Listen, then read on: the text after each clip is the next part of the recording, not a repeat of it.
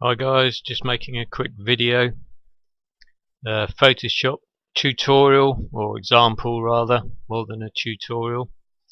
A photo I took of Bembridge Harbour on the Isle of Wight. It's not going to be anything special, I just thought I'd do a random video because I can really. And these are the boats and a jetty. I'm not sure if that's a houseboat, but it's a little there's a little building, certainly out there in the mud anyway. So let's crack on. Sorry, let's get on with it. So I've opened the... no, I haven't. I've opened Photoshop. I've opened the image in Photoshop using a Wacom touchpad, Wacom Bamboo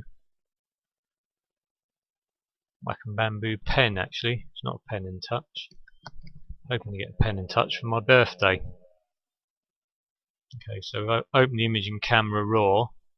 Now, Camera Raw is a bit like Lightroom. It has generalized adjustments to apply to the image. But I'm not going to apply much to it at the moment because I want to get it in Photoshop and do it in Photoshop. So let's open the image and get on with it in Photoshop. Okay, it's looking good.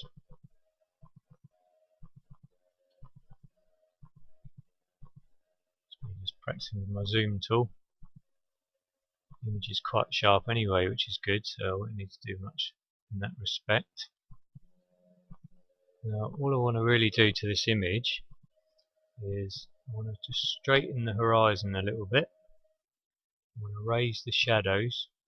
Got nice bright highlights, so they should be okay.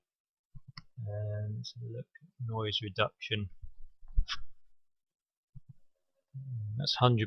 The noise is pretty good, so I won't apply any noise reduction to it. I'm using Photoshop CS3 because on my old desktop computer I've still got Windows XP installed. So Photoshop CS3 is okay, it's good. It's about the best of the old versions. It's pretty well integrated. So I want to raise the shadows. The highlights are pretty good, so I'm not going to mess about with those. And a little bit of saturation and some minor sharpening, and that will be good. So first things first, let's go down here and duplicate the background layer by pressing Ctrl J. I'm on a Windows machine, by the way. If you're using a Mac, I believe you use Command instead of Control. And I also have Zoom It fired up. If I can remember the hotkeys for it. Down here.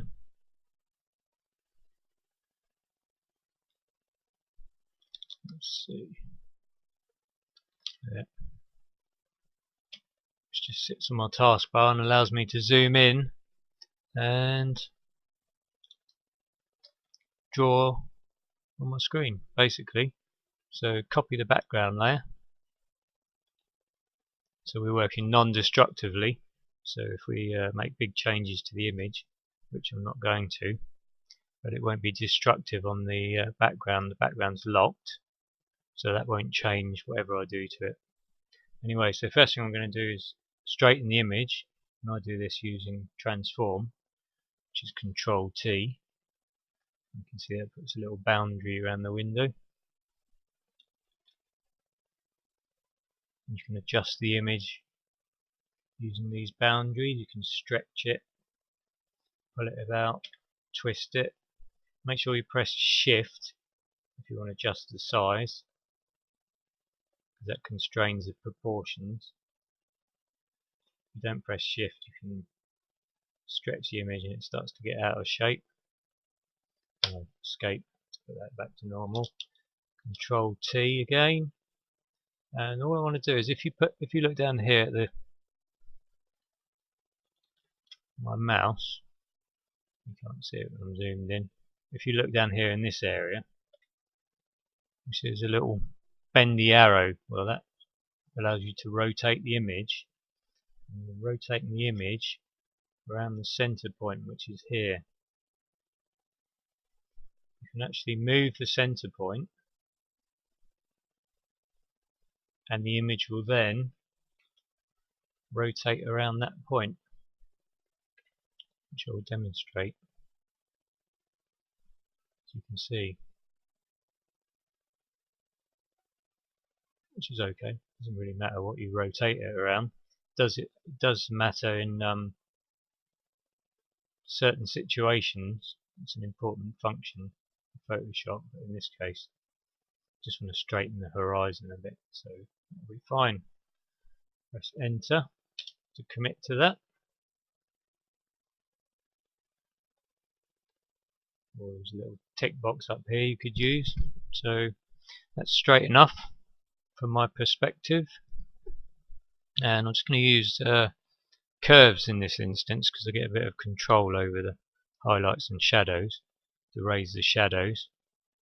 So let's try curves first. Just going to raise it at the midpoints so I can see some nice colours and details start to come back. And then we can control the highlights if they get a bit too blown out.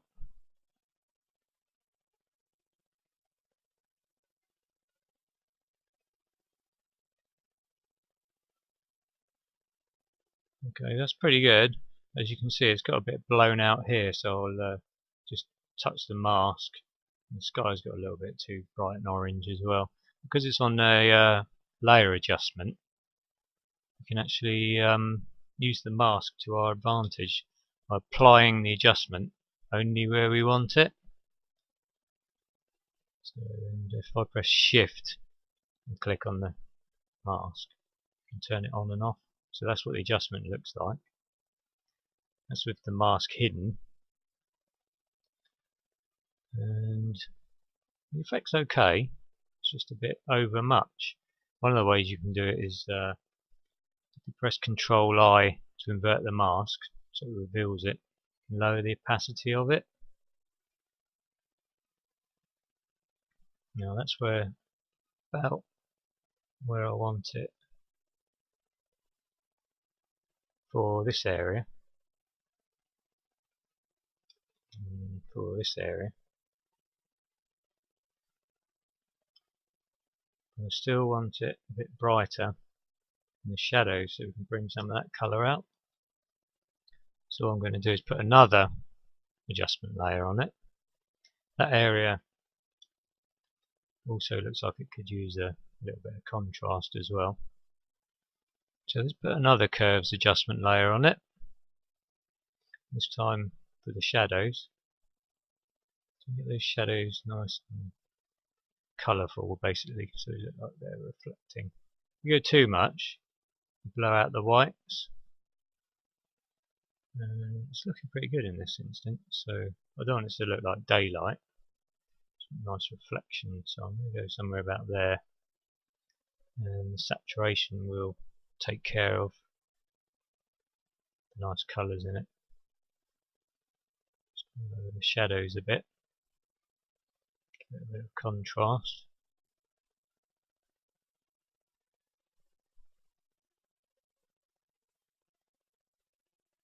Just pop the highlights a bit. Okay, see, it's done the overexposure on this area again. So I'm just going to invert the mask, and then I'm just going to get a white brush. Just messing around with the zoom it tool. So anyway, white brush, and we're on a black layer mask. So we're painting white on the layer mask to reveal the effect, basically. So we've got a nice big brush, nice and soft, so we don't get hard edges. I'm just going to paint that curve adjustment layer over there and just raise up some of those shadows.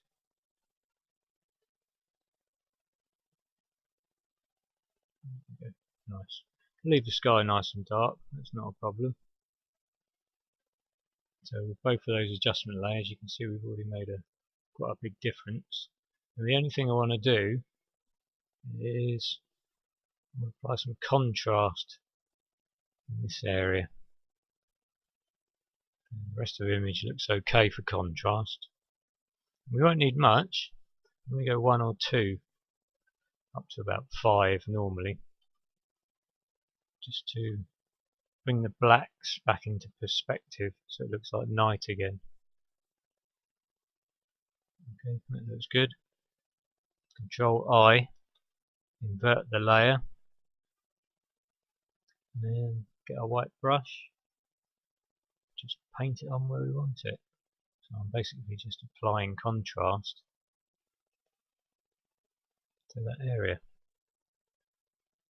You can adjust the opacity of your brush as well if you don't need so much of an effect. So I just painted white on the mask basically. So that's looking pretty good. Still looking a little bit generally darker than I would like. I'm going to put one more curves adjustment layer on it, just to raise the overall brightness of the image just a little bit.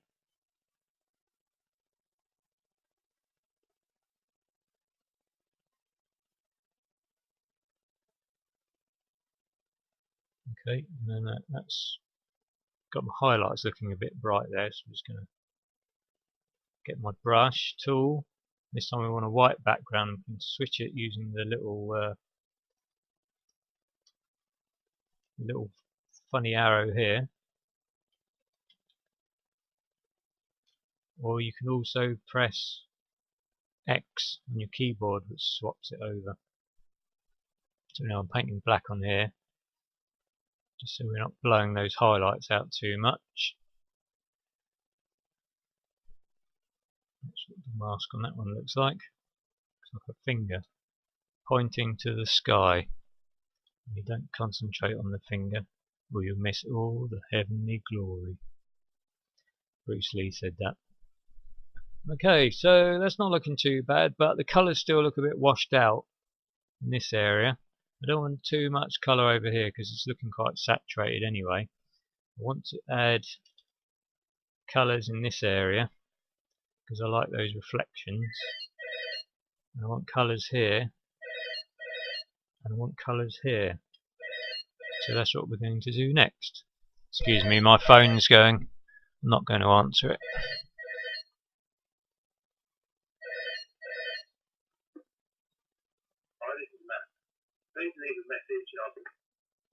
They always hang up. It's always spam calls this time of day. I never bother answering it. So let's get a hue saturation layer, and just concentrating on this area. It doesn't matter what happens to the rest of the image because I'm going to mask it anyway. I'm only going to apply it where I want it. So just saturating the building and the boats. Basically, I saturate until the image pops, just stands out and looks real. So we've got 11 there, so I'm going to go over 12 or 10 because I like even numbers basically. You know, this is fine tuning, it's how you like it really. 10, nope, 11 was good, so we'll stick with 11. Press OK. See, the oranges have got really saturated now, so I'm going to invert the mask, get my white brush, and I'm just going to paint on the saturation over here where I want it. Make the brush a bit smaller so we've got a little bit more control over it. So I'm just saturating this area with the boats and the building, so that looks really nice. And down here I'm going to apply the saturation to the reflections here because I want those colours to pop out as well. I'm going to lower the opacity of the brush to 50 opacity and 50 flow because I don't want so much of the effect.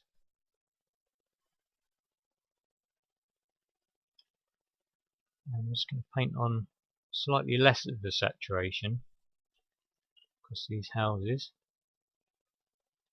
and just a little bit maybe across the water here because we've got some nice reflections there as well. Okay, and one last hue saturation layer, adjustment layer. I'm looking only at this area now. I want to saturate. And it can be 6. Make that a nice bold saturation. Invert the layer so it's only visible where I want it. And white brush.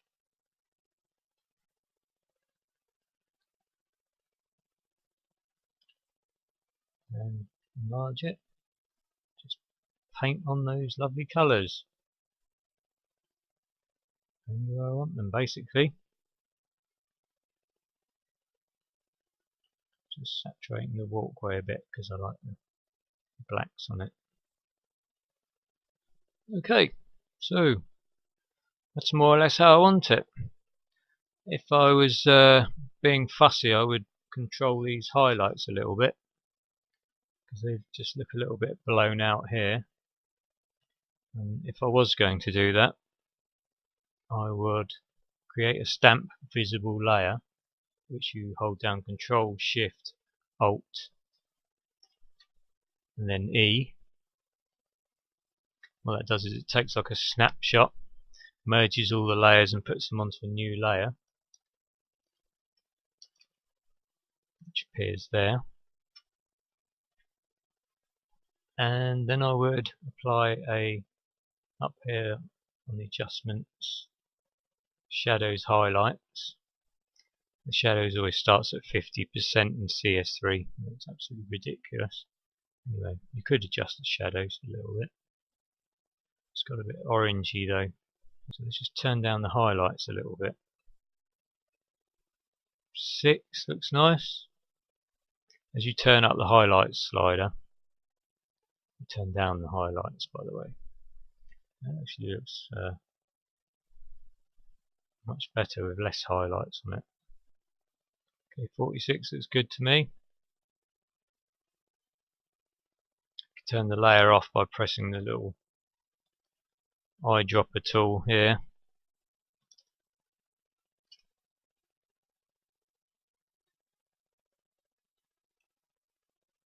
There. Photoshop basics. So that's good. However, again, if you look at the rest of the image, it's kind of killed off the lights don't pop quite so much and stuff like that. So we're going to put a layer mask on it. Holding down Alt, we'll put a black layer mask on it, which will hide the effect. And I'm just going to paint it on again. White brush. Leave it at 50%. Opacity, 50% flow. So we can just paint on the effect where we want it.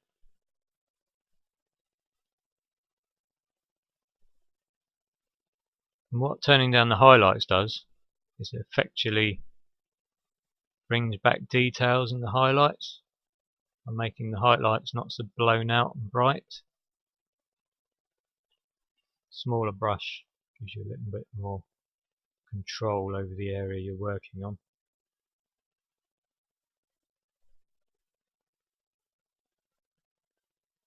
It's looking good, like that.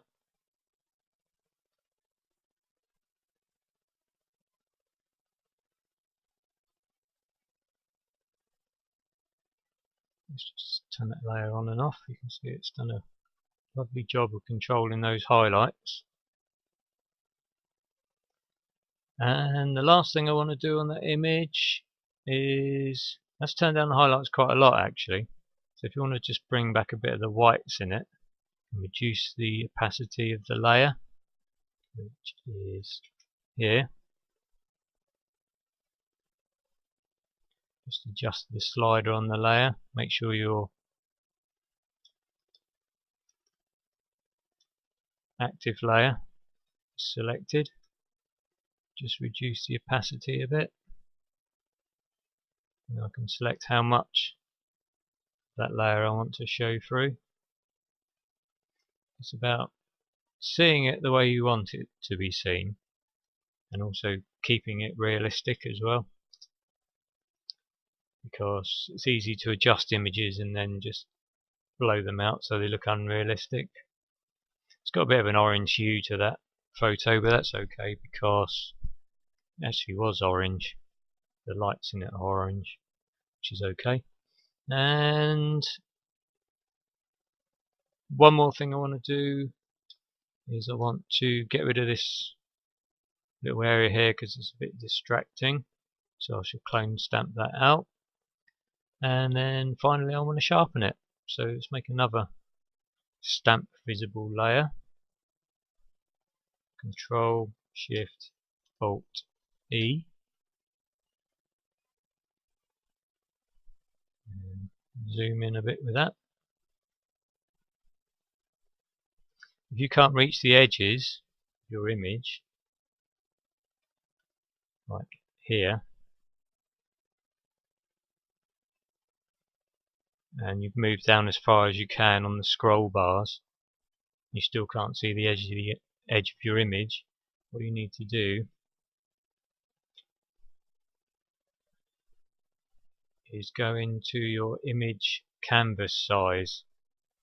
Just increase the canvas size a little bit. The canvas then becomes bigger than the image you're working on. So I normally find about 5 centimeters is okay.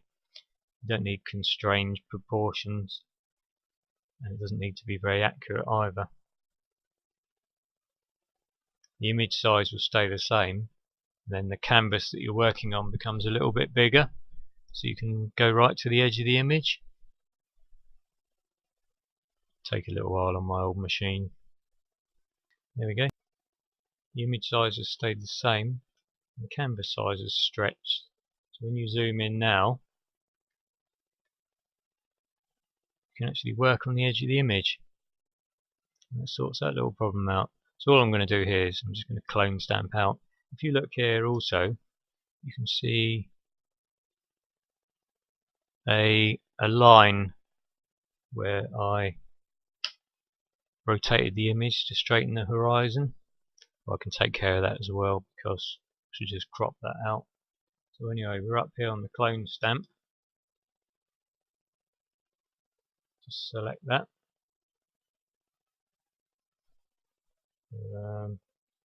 100% opacity, 100% flow, normal brush.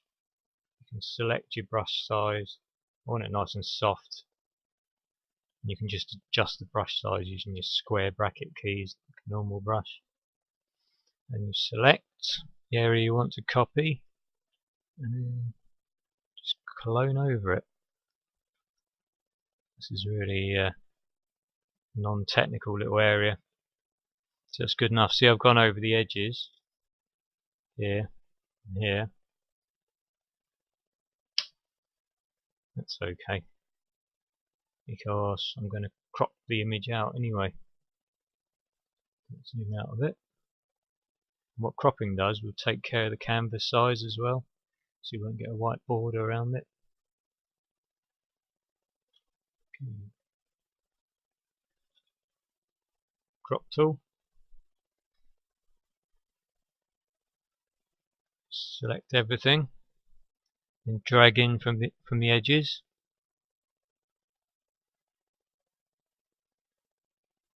If you zoom in, make sure you take care of where the image, because there's a line going across there where we rotated the image. So make sure when you crop in, you go in within that line. Otherwise you get a little line around the edge and it's not always easy to see. If you're working with a tablet and you find it very difficult when you let go of the pen, the line moves. There's a trick to get around that. If you hover over the slider you want to use, you can then use your cursor arrow keys to move the line up and down, which is very handy. Okay, either press enter to commit to it, or use the little tick box here.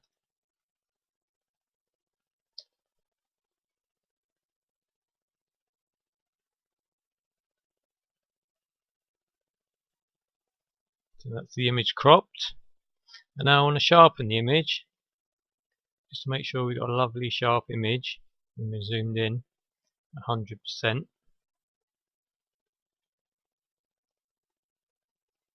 And it's pretty sharp anyway, so it won't need much. When you sharpen a layer, if you only want the sharpening applied to certain places, make sure you copy the layer first, otherwise the sharpening will be applied to all the layer, and if you mask it, it will mask out all the previous work you've done on the layer as well. So Control J, or you can right mouse click, duplicate layer.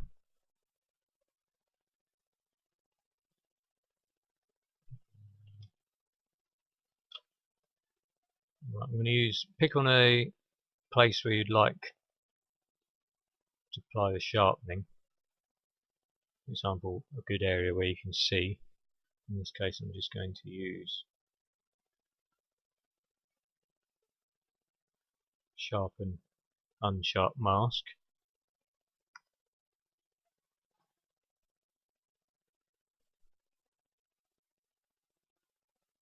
That's nice, that's one I used earlier. It's perhaps a little bit strong, so I'm just going to reduce that to 90%. Because what sharpening does is also adds noise, which is why I'm only going to apply it to certain areas. Okay, that's good. I'll leave it at that. I'm not too fussy because it's quite a sharp image anyway, to be honest. So everything is nice and sharp on there. I don't want the sharpening, for example, applied to the sky or the water. So I'm just going to put a mask on that. Hide everything and then reveal it again. Grab a brush, this time I'm turning the opacity and the flow up to 100%. White brush. I'm just going to paint on, sharpening only where I want it. Basically, any area I want sharpened now, I'll just paint it on with a white brush.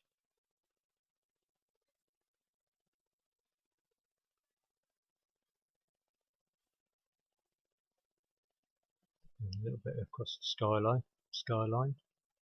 Those houses look nice.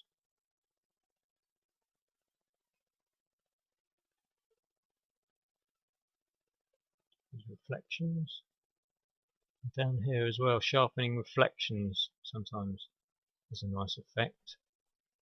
It seems to add a bit of contrast to it.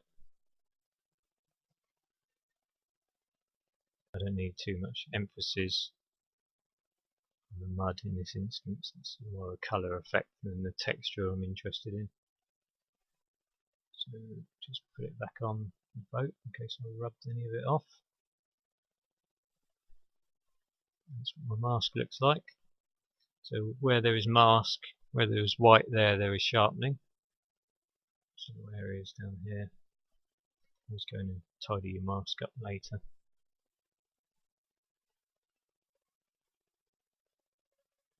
And that's it basically. So we've got a nice sharp image. I've sorted the colour out. And that's my little video. Thanks very much for watching. Do alt click on the bottom layer, we can see the before and the after. Before and after. Now that retouch process, just applying it to areas where you want, gives you nice isolated adjustments. And you've also made an image which was pretty good and pretty sharp anyway into a nice print-worthy image. So that's my little video.